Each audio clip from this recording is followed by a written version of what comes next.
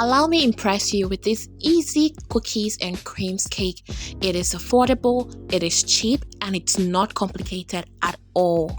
And yes, it still tastes amazing. If a dessert and a cloud had a baby, it will be this. I added vinegar to my milk to imitate buttermilk, so skip if you have buttermilk.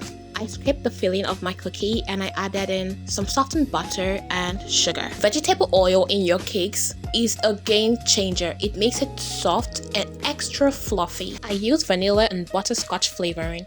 Those two are super exotic and makes your cake feel super luxurious as well. I alternate between my buttermilk and my dry ingredients to make sure I have no dry bits in my cake. Forget your oven for a bit.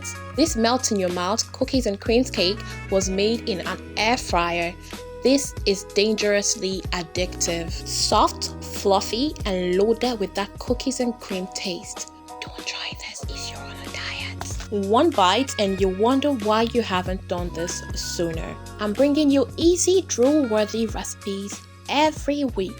So hit subscribe and join the Flavor family.